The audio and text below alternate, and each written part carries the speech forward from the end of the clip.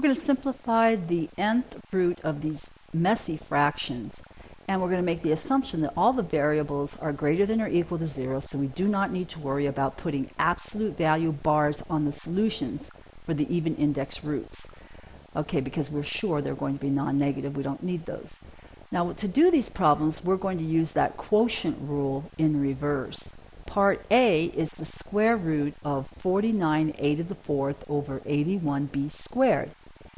And we're going to bust up the radical top and bottom. It's the square root of the top divided by the square root of the bottom. Now the next trick is to rewrite the factors under the radical signs in the form of parenthesis for the base raised to the index, whatever the index is. In this case, the index is the second power. So we're going to rewrite 49 as parentheses, something to the second power, and that would be, let's see, 7 in parentheses raised to the second power, and times a to the fourth, we can write that as a squared raised to the second power. So you see what we did on the top? We rewrote each of our factors as some base raised to the second power. Let's do the same thing on the bottom under the radical sign. It's a square root, a second root. So we want second powers underneath the radical. So 81 can be written as 9 to the second power, and b squared is just b raised to the second power. Okay, so check that out.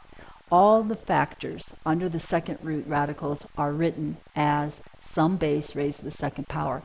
Now we can bust it up multiplicatively. The square root of the first factor on top times the square root of the second factor on top over the square root of the first factor times the square root of the second factor on the bottom. And now we're going to use the cancellation of the second power and the second root to get our final answer of 7 times a to the second times 9 times b. That's over 9 times b. Okay, now that's a cool trick, and we're going to use it here. Here we're doing the fifth root. We don't need to worry about absolute value bars ever here because that's odd. It's the fifth root of negative 32a to the 15th over 243b to the 10th. So the trick is that we want to rewrite each of our bases under, well, first we'll bust this up top and bottom. This is equal to the fifth root of the top over the fifth root of the bottom. Okay, so under each of these fifth root symbols, we're going to rewrite our factors in the form of parenthesis to the fifth power. You see, the fifth power matches the fifth root. So for negative 32, we rewrite that as parenthesis negative 2, close the parenthesis, raised to the fifth power. And then for a to the 15th, we write that as, let's see, it would have to be a to the third raised to the fifth power because 3 times 5 is 15, so that's cool. On the bottom, we have the fifth root of the number 3 raised to the fifth because 3 raised to the fifth power is actually equal to 243. And then b to the 10th we rewrite as b squared in parentheses raised to the fifth. So see how everything is written to the fifth power?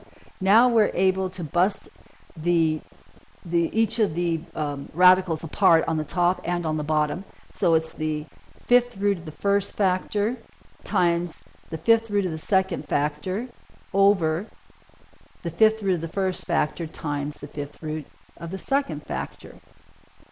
Okay, and now we just cancel the common factors, the common radicals and common indices for the roots, and our only values that are left are negative 2 times a to the third over 3 times b to the second. So we've got a negative 2a cubed over 3b squared.